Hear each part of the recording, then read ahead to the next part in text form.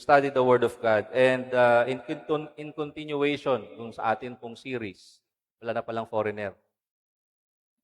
Pwede na akong magtagalog. Amen? Praise God! So, sa pagpapatuloy ng atin pong series, na pinag-uusapan po natin sa Book of Acts. No? I hope na nasubaybayan po natin itong Book of Acts. Ano? At napag-usapan po natin dito na ang tema ng Book of Acts is all about witnessing. Sabi niyo po, witnessing. Okay, pagiging saksi or witnessing. Number 1, okay, ang mga na-cover na po nating topics is the preparation for witnessing. So bago po ni-launch out ni Lord yung mga witnesses niya, kabilang po tayo, we must be prepared by the Lord to witness. Amen? And how did Jesus do it?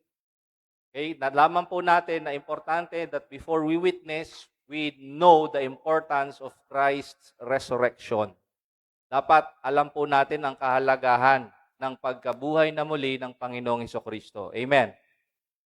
Amen. Sino po naniniwala dito na buhay ang Panginoong Hesus? Taas ng kamay. Okay? Napakahalaga po niyan. Napakamahalaga po niyan. That's why I encourage po na ang bawat Kristiyano dapat we are all theologians. Amen? Because how can you defend that Christ resurrected if you do not study theology? Every believer must know the basis of his or her faith. Hindi yung pwede na, ay sinabi ni pastor eh. No. You must have a personal conviction that Christ is really resurrected. At tumahimik ang church. Number 2, in preparation for witnessing, wala pa tayo. Wait lang. Christ's teaching on the kingdom of God. Ibig pong sabihin, lahat po ng tinuro ng Panginoong Hesukristo is related about the kingdom. Amen. Sabi nyo, kingdom. Kaharian ng Diyos. Hindi po yan kaharian ni Pastor Eric, hindi yan kaharian ni Pastor ganito, hindi kaharian ni BBM o ni DDS, o kung kanino mang kaharian. It's the kingdom of God. Hello. Kaya pag may naririnig po kayo mga pastor na tinataas yung pastor o yung church niya, hindi na po kingdom of God yung pinapangaral doon. Hello. Number 3, in preparation is the importance of the Holy Spirit. Amen. Huwag po tayong hahayo na hindi tayo puspos ng Holy Spirit. Amen. Ang pinaka key verse sa buong Book of Acts is Acts chapter 1 in verse 8. Alam niyo ba yung Acts chapter 1 verse 8? Ilang beses na po natin binasa yan. You shall receive power when the Holy Spirit has come upon you, and you shall be witnesses unto me. You will tell the people about me, sabi ni Lord, to all people. Number 4, puspos ka, malalim ka sa katuruan ng Panginoon that He is resurrected and about the kingdom of God. Kailangan, pang-apat, you have unity with the believers in prayer and action. Kasi pwede, baka sabihin nyo, puspos naman ako ng Holy Spirit, tapos wala ka sa church. Hindi po pwede yon. Hello?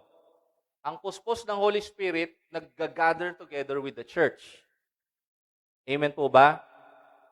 At hindi pa pwedeng puspos ka ng Holy Spirit, tapos marami kang kaaway sa church. Hello?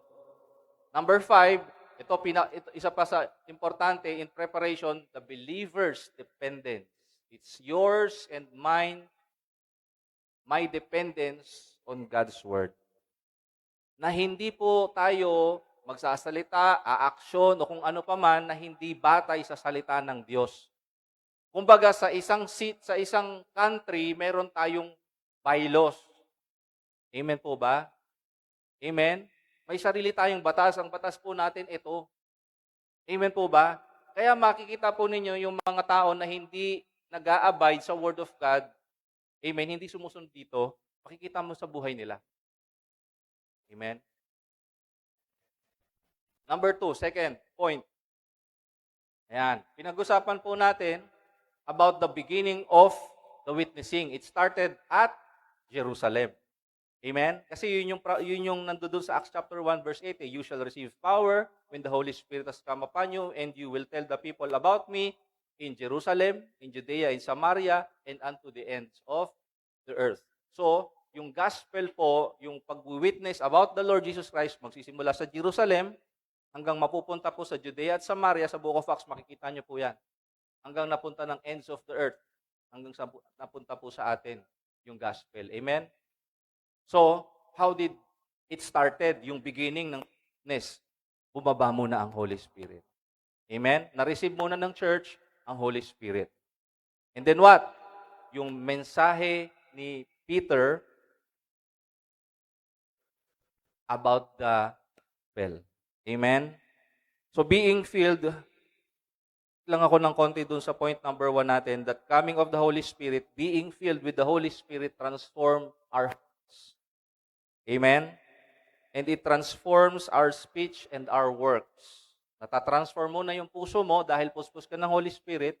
Yan. Natatransform yung heart mo dahil sa napuspos ka ng Holy Spirit, matatransform din yung speech mo, matatransform din yung actions mo. Amen. Amen.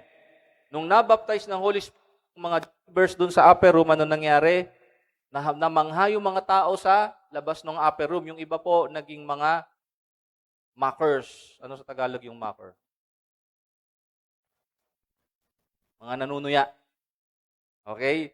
So pagpuspos ka ng Holy Spirit, dalawa lang magiging reaction po ng tao. It's either mamamangha sila, pangalawa, yung ibang tao, tutuyain ka. Sasabihin, ang corny mo, pa-church, ano yun? Hallelujah, hallelujah ka pa. No? Ayan. And then, pangalawa, yung mensahe po ni Peter sa mga Hudyo, ang sabi niya, kayo yung nagpapako kay Kristo.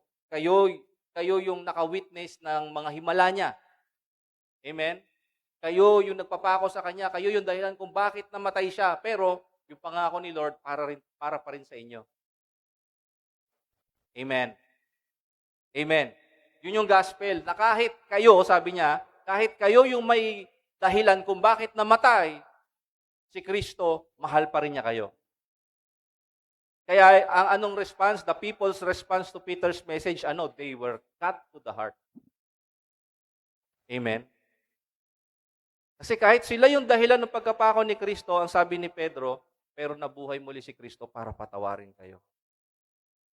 The promise is to you and to your children and to those who are far off. Amen? Sa lahat ng tatanggap daw sa Panginoon. And number 4, sabi diyan, the church grew in witnessing. Ano po nangyari? They devoted themselves in the apostles' doctrine, fellowship, sharing of meals, and in prayers. So pag-usapan na po natin yan, hindi ko na po bubuksan yan. No? Makikita nyo naman po yung sa Acts chapter 2. So ano nangyari nung nag-witness po yung church, yung early church? Fear of God came upon every soul. Nagkaroon ng reverence yung mga tao sa Diyos. Sabihin niyo po reverence. Nagkaroon ng deep respect ang mga tao sa Diyos. Kasi merong mga tao, may knowledge about the Lord, pero wala silang fear of the Lord. Naintindihan niyo po yon? Pwedeng may alam ka tungkol sa Diyos, pero wala kang takot sa Diyos. Anong ibig sabihin nun? Yung mga nakaupo po sa politics, sa government agencies, o kung ano pa man, kilala nila Diyos, alam nila si Jesus. Amen? Kilala nila si Jesus, pero wala silang takot kay Jesus. Pero dahil yung mensahe ni Pedro, siya ay puspos ng Espiritu Santo at siya ay nangaral tungkol kay Jesus Christ, yung mga taong nakapakinig, those who gladly receive the word. Okay, yan, makita nyo yun eh. Those who gladly received the word. Amen. Sila ngayon yung nagkaroon ng takot sa Diyos. Amen po ba? Then after that, many signs and wonders and miracles were done. Ano pa nangyari? Naging generous yung church. Sabi mo sa katabi mo, naging generous. Pag totoo pong Christian, hindi po nananatiling kuripot. Amen ba? Amen. And to add to that, they had favor with all people. Maganda yung naging patotoo nila kahit sa mga unbelievers. And there were daily conversions. Wow. Araw-araw may naliligtas, and the Lord added to the church daily those who were being saved. Amen. Yung po yung nangyari. Diyan nag-start yung church. Ganyan nag-start yung church. Amen. Paano na ngayon nakarating sa atin? Yung witness na to. O, yun po yung pag-uusapan po natin because of our title sa topic po natin ngayon is all about strengthening the witness of the church. The witness of the church was strengthened because of what? Hindi lang po dahil nangaral sila. Hello? Hello? Hindi lang tumibay yung patotoo nung unang iglesia dahil lang magaling silang mag-preach. Kasi nag-preach naman talaga mula sa scripture si Peter, tama po ba? Pero hindi dumami yung church dahil lang sa pagpipreach. Ano po nangyari? Ang sabi doon sa Acts chapter 2, many signs and wonders were done. Parang hindi kayo excited. Many signs and wonders were done.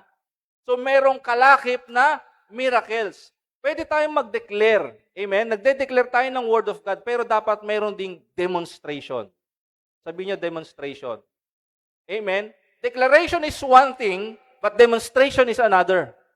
Amen? We, believers and recipients of the grace of God, hindi lang tayo lumalakad dun sa declaration ng Word of God, lumalakad tayo in demonstration of the Word of God. 5 lang ata yung kausap ko rito.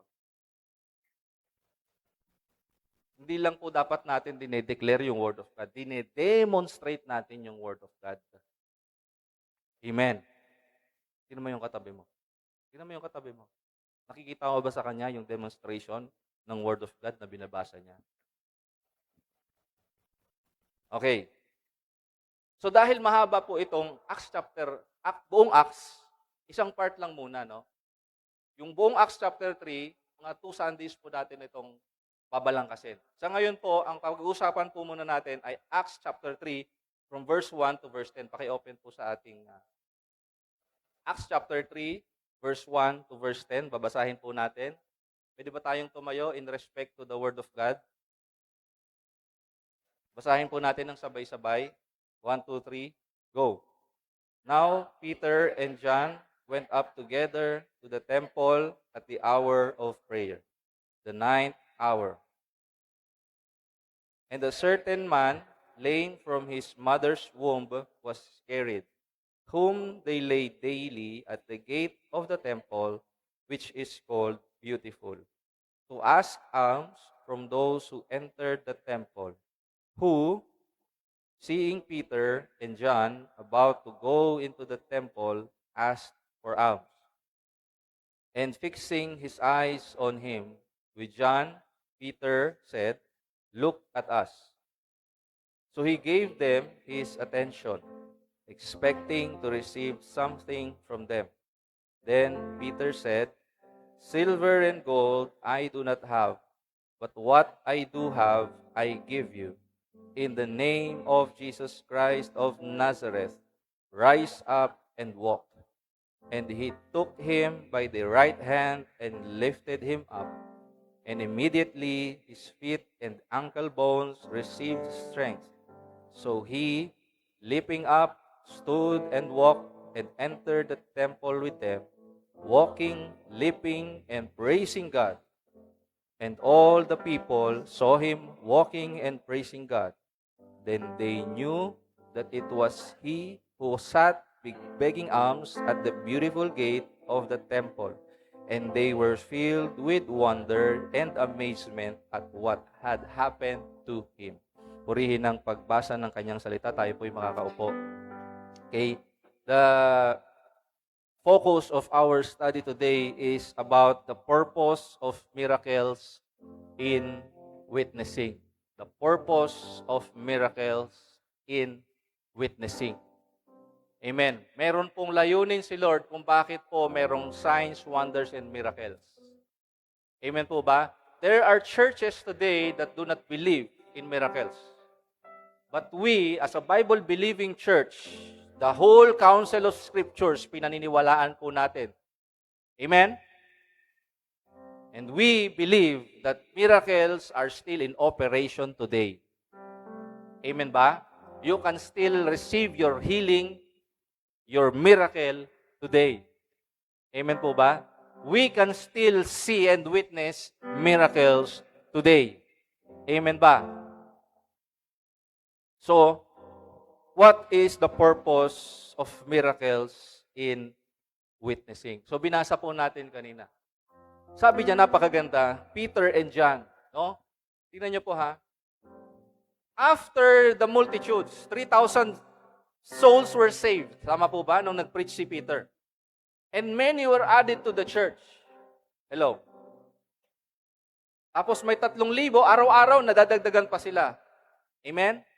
And I believe na disciple po nila yon because yung mga taong nakareceive ng gospel na pinreach ni Peter, ang sabi dun sa Acts chapter 2, they devoted themselves. Hello. They devoted themselves to the apostles' doctrine, in fellowship, in sharing of meals together, and in prayers. So every day, ginagawa nila yon. Amen. Amen. And Peter, being faithful enough to the Lord, amen, hindi sa tao. Kasi kung tao lang po yun, may 3,000 kang kongregasyon, dito na lang ako. Hello? But Peter and John went to the temple to pray. And you will see this pattern sa book of Acts. Every time they were praying. Every time the believers, the apostles, the disciples were in prayer. Amen? Hindi po dahil marami ng tao, hinto na tayo mag-pray. Dapat tuloy-tuloy pa rin yung prayer. Amen? Amen? Yung 3,000 na yun, dinisciple para mag-pray. Na-disciple sila para mag-pray. Kaya nga hanggang ngayon, mayroon pa rin tayong culture ng prayer. Kasi mula dun sa early church, nagpe-pray na po sila. At dahil yung Panginoon natin nung nandito siya, lagi din siya nagpe-pray. Hello? Hello? Kung ganun nag-start yung church, dapat yung church ngayon, ganun pa rin. Kaya nawawalan po ng power ang church because hindi na nagpe-pray ang church. Kukunti yung nagpe-pray sa church. Peter and John went to the temple to pray. Amen ba? It was the hour of prayer. Amen? Araw-araw po sila may time of prayer. 9 a.m. and 3 p.m. Araw-araw po yun. Tayo po ang prayer meeting natin every Wednesday night. Nasaan po kayo? Yung iba, alam ko, may trabaho, may school. Walang problema. Pero yung iba sa inyo nasa bahay lang, nagne-Netflix. Imbis na magpakasasa po tayo sa mga in-offer ng mundo, why not offer ourselves in prayer?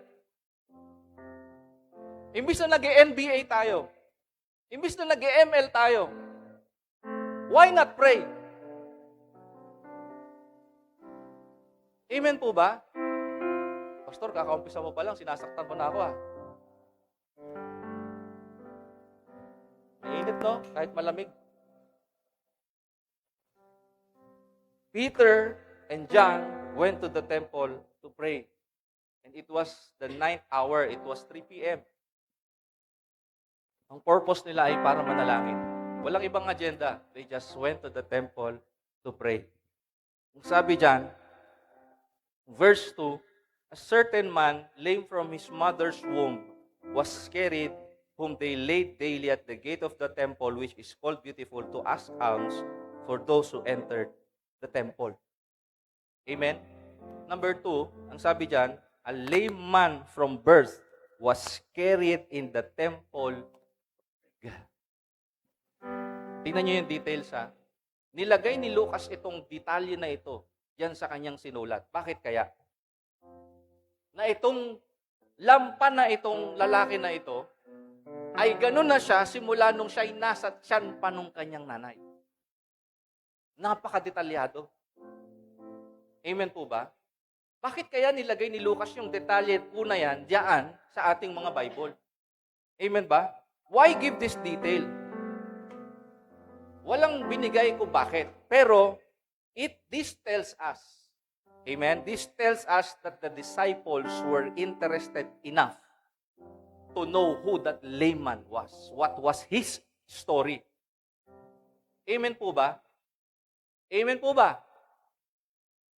And the Jewish people, as religious as they are, dinadaan-daanan lang nila yung lalaki na yon. All they saw was a beggar. Amen ba? All the people who went into the temple, aside from Peter and John, saw a beggar. But the disciples, Peter and John, stopped. Amen? To talk to this beggar. Sino ka? Anong istorya mo? Kwento mo nga, bakit ka nandito? Kaya napunta pala yung istorya na yan dito sa Bible natin. Hindi naman yan malilista kung hindi tinanong ni Pedro yan tsaka ni Juan. Amen po ba? Hindi, ganito lang po sinasabi sa atin. Hindi po pwede, punta ka ng church, wala ka na pakialam sa mga may sakit sa labas.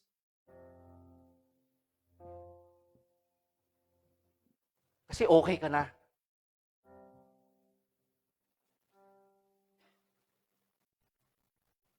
Si Peter and John, nalaman yung buhay nitong layman na ito.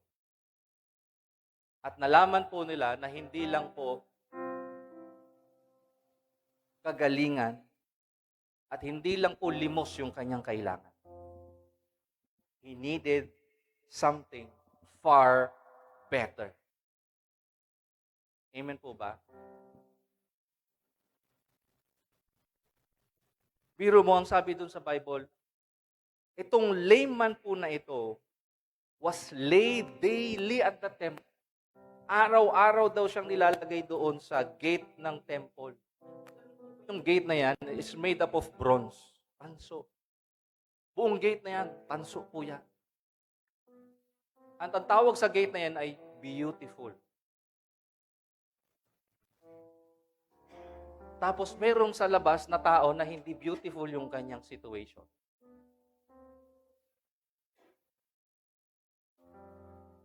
And most probably, yung mga tao na yan na naglalakad-lakad, kilala na po yung tao na yan by his facial attributes. Amen? Hindi mo na sila kailangan tanungin kung sino yung lagi nakaupo doon kasi araw-araw nila nakikita yun. Dahil yung mga Hudyo po, again, I tell you, araw-araw meron silang designated na time of prayer. So araw-araw po nilang nakikita yan. At araw-araw wala silang ginagawa para masolusyonan o matulungan yung taong yan.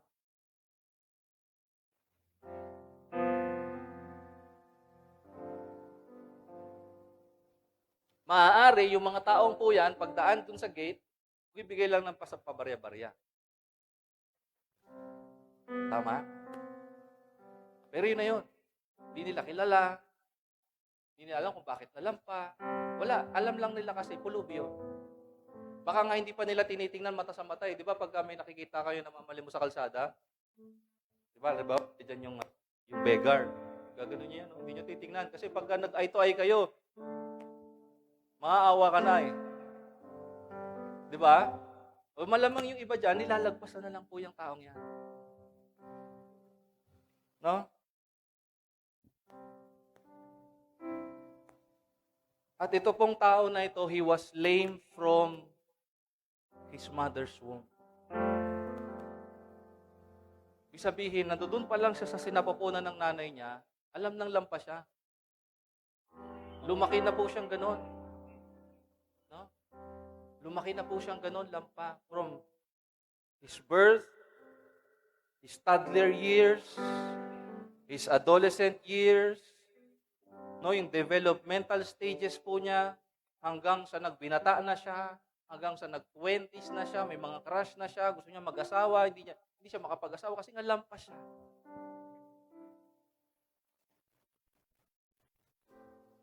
And if you will read in Acts chapter 4:22, yung tao po na yan was in his 40s na. 40 years old na po siya. Ibig sabihin, for 40 years, that was his condition. And tingnan, ayan. Kung pag-iisipan po natin at i-imaginein po natin, maybe nung nagkamuwang na siya, nagsimula na po siyang manlimos. Kasi baka naramdaman niya po sa family niya na yung pamilya niya, pinapakain siya, tapos palaging galit. Yung kasama niya sa bahay. Bakit? Kasi nga, lampas siya. Lalaki. Kasi kapag lalaki, dapat may trabaho sa culture ng mga Hudyo. Amen? Saan po tayo sa picture? Amen ba? Ano kaya yung naramdaman nitong lalaki na ito for all those years? Bakit yung iba nakakalakad? Bakit yung iba nakakatakbo?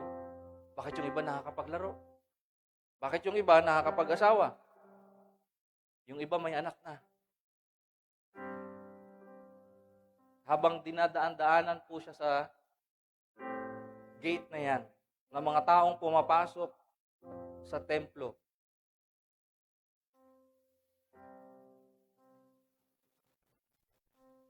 naiisip siguro niya, bakit wala man lang umaalalay sa akin papasok? Ba't hanggang dito lang ako sa labas? Pera lang ba talaga yung kailangan ko? Siguro lumaki na siyang ganun yung isip niya. Kasi pera lang yung binibigay sa kanya ng tao. Pagkain. Pero hindi nila alam yung history niya. Ganito na ako simula nung pagkabata ko. Wala siyang solusyon doon. Walang binigay na solusyon din yung mga taong dumadaan-daan dyan. But Peter and John, when they went up to the temple, sabi rito sa verse 4, verse 3, yung beggar saw Peter and John about to go into the temple, asked for alms. Anan din po ni Peter and John itong lalaki. At mamamalimos na naman po siya. Because all of his life, yun lang yung alam niyang gawin, ang mamalimos. Verse 4, and fixing his eyes on him. Si Peter and John, sabi niya, fixing their eyes on the beggar. They fixed their eyes. Samantalang iba, nilalagpasan at dinadaanan. But Peter and John was so full of the Holy Spirit. And because they were full of the Holy Spirit, they were full of the love of Christ. They stopped and fixed their eyes on the beggar. Amen. At ang sabi ni Peter at John sa kanya, look at us. Verse 5, so the beggar gave them his attention, expecting to receive something from them. Surely enough, may ina-expect talaga siya. Akala niya pera yung bibigay sa kanya or pagkain. Verse 6, then Peter said, silver and gold I do not have, but what I do have, I give you. In the name of Jesus Christ of Nazareth, rise up and walk. Amen. Tinitigan niya yung pulubi. Tinitigan niya.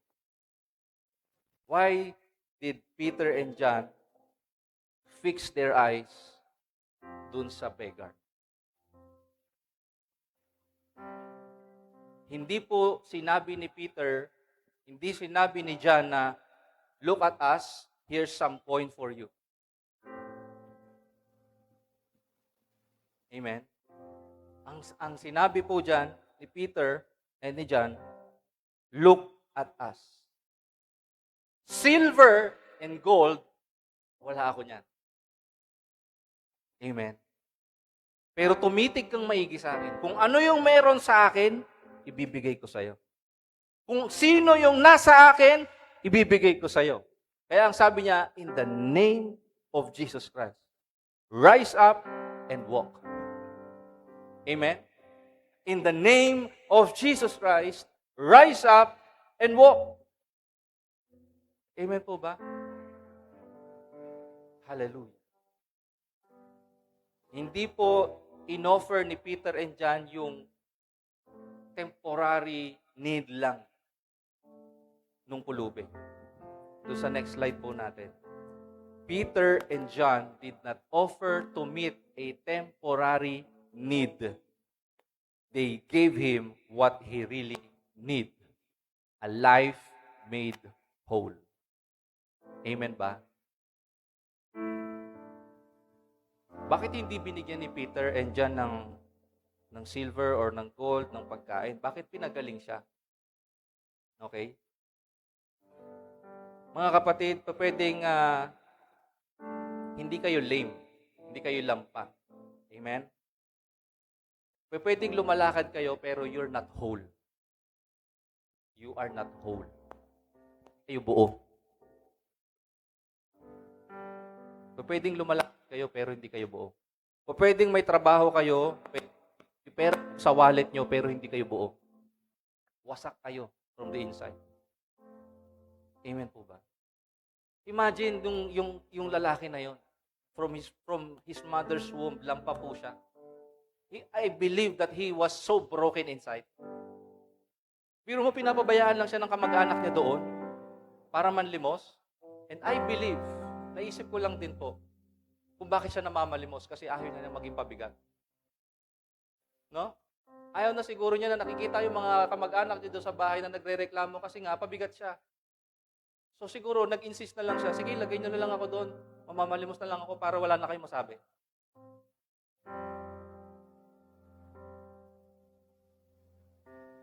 Amen. You may have everything a man or a woman wants in life, pero wala pa rin kayong fulfillment, satisfaction, and contentment. Amen? Or you may be like the lame man. Pwedeng tayo rin yung lame. Hindi tayo lampa physically, but we are begging. We are beggars. You know why? Some of you beg for people's attention. Some of you beg for love. Some of us beg for affirmation and validation. Tama? We beg for affection, for security, for stability, and for wholeness. And we expect it from people like us.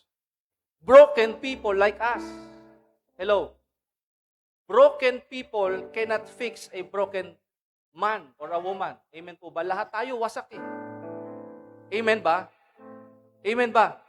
Si Pedro wasak din ang buhay niyan. Si Juan wasak din ang buhay niyan. Pero ang sabi niya, what I have, I give you. Hindi niya sinabi na, who I am, I give you. Ang sinabi niya, what I have, I give you. Anong meron ka na kaya mong ibigay sa ibang tao? Na hindi kayang ibigay ng kahit na sino, tao sa mundong to. Jesus.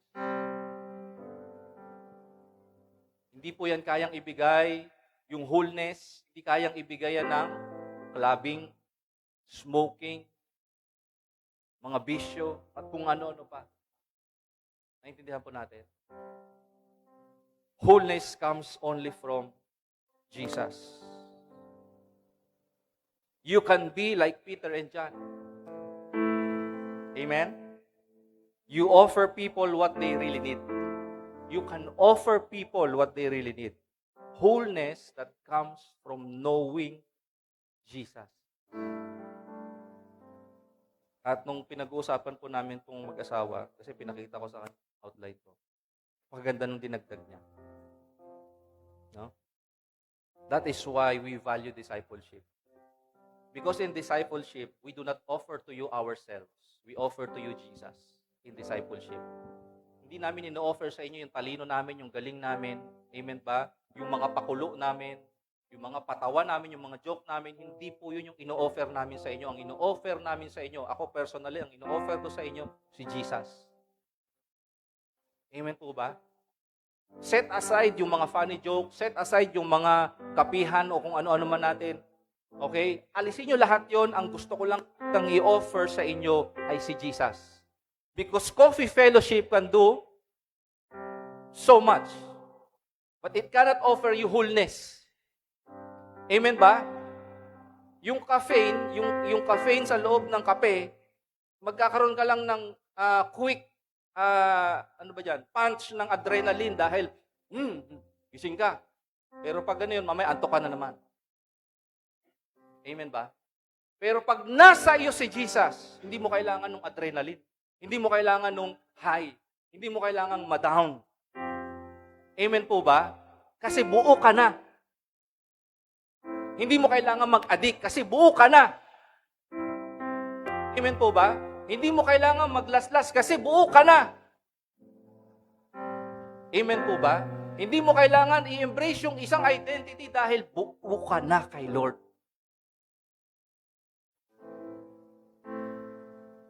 Huwag mong hanapin sa tao. Amen? Ang tao po, madalas, madidisappoint ka. Tama. Pero kay Lord, kahit kailan di ka madidisappoint.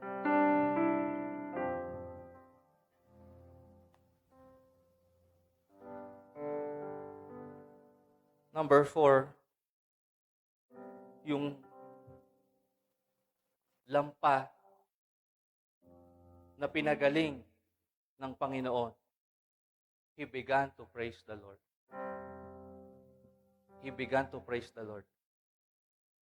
He began to praise the Lord. He began to praise the Lord. Kasi po yun dapat talaga ang natural reaction and response po natin when we get healed. Kasi po ang healing na kay Jesus ay mula ulo hanggang talampakan. At hindi lang po panglabas. Jesus heals from the inside out. Jesus heals your emotion. Jesus heals your mind. Amen po ba? Jesus can heal you from the inside out. At dahil pinagaling ka na ng buong-buo ng Panginoon, wala ka ng ibang magagawa kundi mag-praise the Lord. Amen po ba? Kaya ang sabi dyan, no, nung sinabi ni Peter and John, rise up and walk. Verse 7 sabi, and he took him by the right hand and lifted him up, and immediately his feet and ankle bones received strength. Amen? Amen? Amen? Yung mahina sa buhay mo, palalakasin ni Lord. Amen? Yung broken sa buhay mo, bubuuin ni Lord. Amen po ba? Para makatayo ka na. Amen po ba?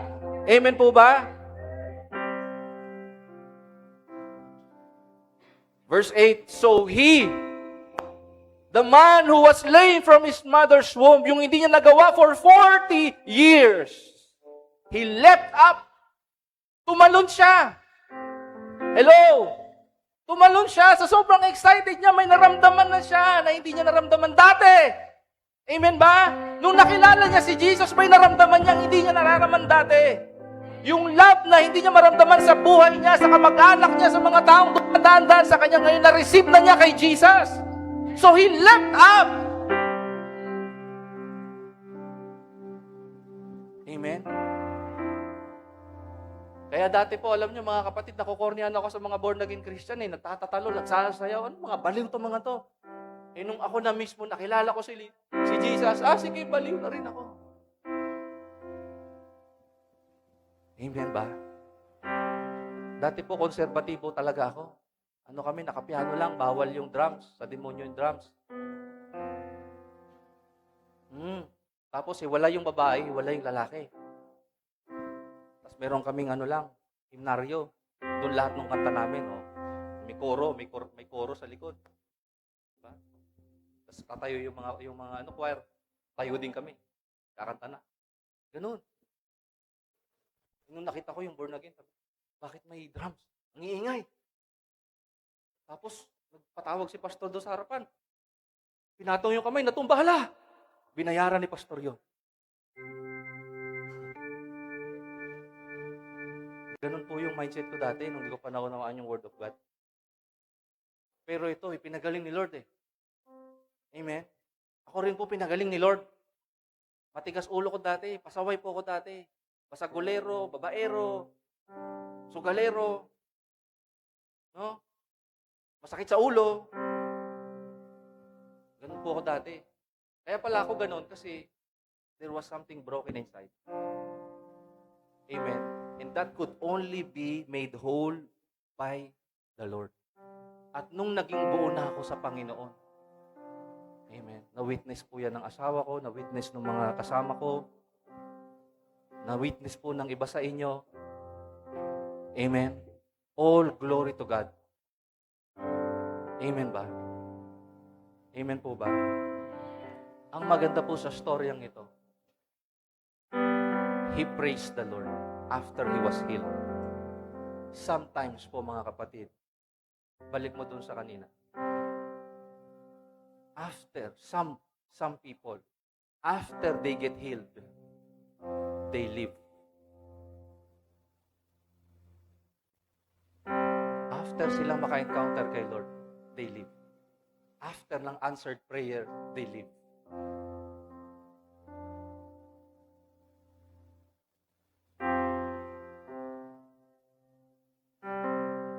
Amen ba? Pero this healed man, he knew his situation from birth. Amen ba? Naramdaman ko yung hindi ko nararamdaman dati. Nakakatayo na ako ngayon, nakakalakad na ako ngayon. I will praise the Lord. I will praise the Lord. Kaya may kanta sino ba yun? Si Don Moen ba yun? I will bless the Lord at all times. I will bless the Lord at all times. His praise shall continually be in my mouth. Tama ba? Amen ba? I will bless the Lord at all times. I will bless the Lord at all times. Amen? Every day.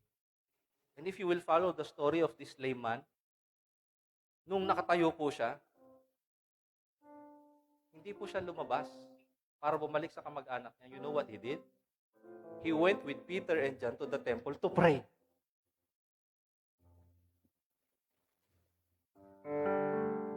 Amen.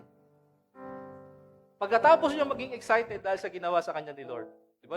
Sino mga bago encounter dyan? Mga nag-encounter. Di ba? Woohoo! Praise the Lord. 2 weeks after. Nasaan na si praise the Lord? But this man, after nung enjoyment, after nung hype, he went with Peter and John to pray. Amen ba? Kasi hindi lang po yung healing dapat yung hinihiling natin kay Lord. Amen po ba? Kasi hindi naman yung healing yung nagbigay sa atin ng wholeness, si Lord. Amen po ba? Amen po ba? Amen po ba? Kahit walang healing, basta nasa iyo si Lord, buo ka. Amen. Kilala niyo po ba sino pangalan nun? Si Nick Vujicic? Vujicic? Vujicic. Vujicic. Okay. Kilala niyo po yon? No arms and no legs. Pero nagpipreach sa iba-ibang parte ng mundo about the goodness of Jesus Christ. May kilala po akong pastor, taga Las Piñas. All of his life, nasa wheelchair siya. Pastor siya. Nagpipreach din sa iba-ibang dako ng mundo about the goodness of Jesus Christ. Sometimes po kasi we demand healing from God. Pag hindi mo ko pinagaling, pag hindi mo ko pinayaman, hindi kita susundin.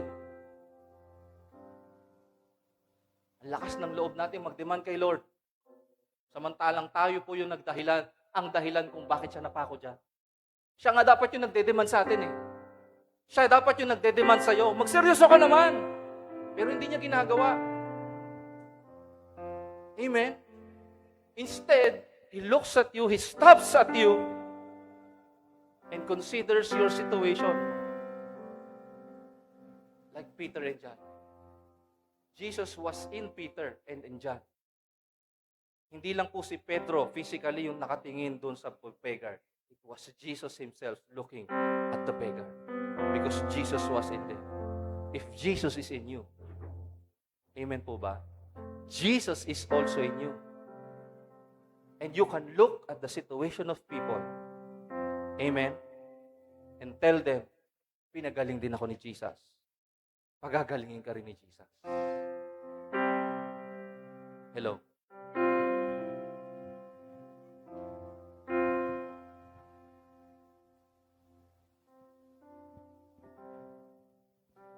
At nakita po natin dito, verse 9, all the people saw him walking and praising God.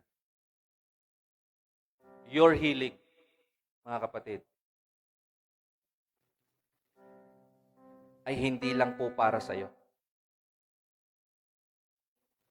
The purpose of healing, dun sa slide po natin, the purpose of healing,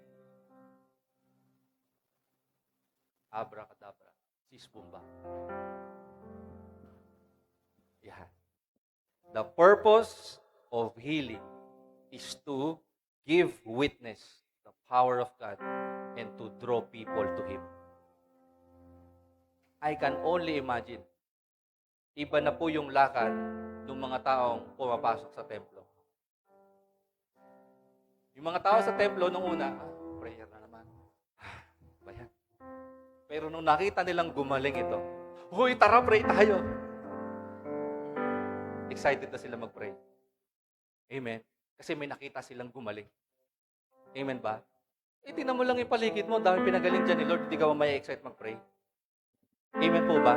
Lahat tayo na naririto ay bunga ng prayer. Amen. That's why we have to pray. Amen po ba? Amen ba? The witness of the church strengthens when people witness miracles. Pwedeng hindi po, alam niyo yung mga tao sa labas, pwedeng hindi sila makinig sa mga sinasabi natin, pero when they witness a true miracle, imposibleng hindi yan sumama sa'yo. Lalo na kung nagbago buhay mo, posibleng hindi yan sumama sa'yo. Amen.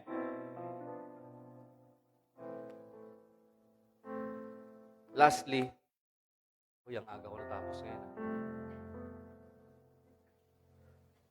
Miracle to. Minsan, inaabot po ako ng alas 11:15. Nagsasalita pa ako pero 10:30 pa lang ngayon. Dagdagan ko.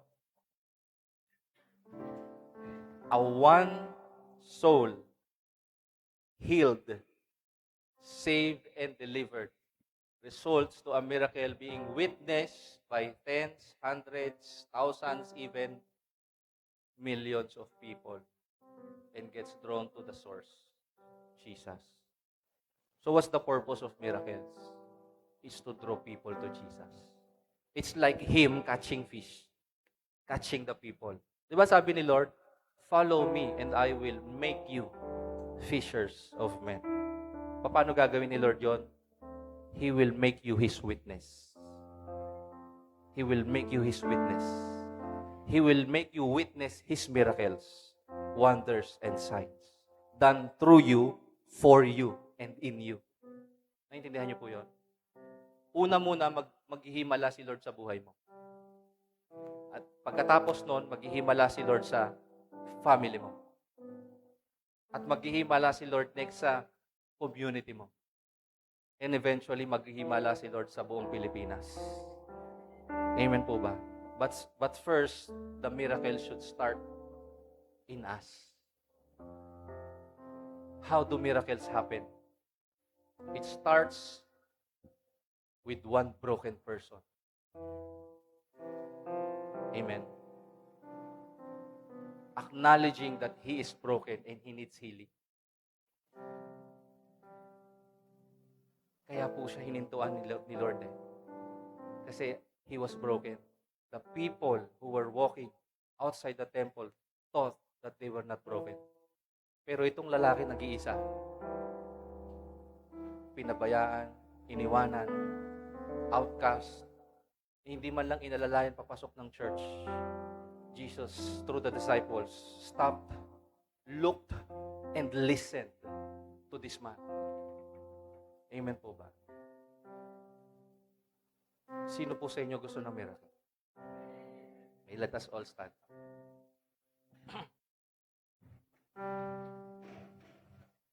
Miracle starts on acknowledging that you are broken, and miracle happens when you come to Jesus. Amen.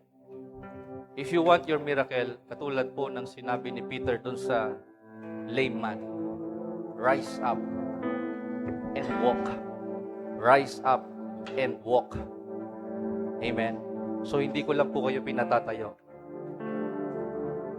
I invite you to walk towards Jesus here in the altar. Surrender your life to Jesus.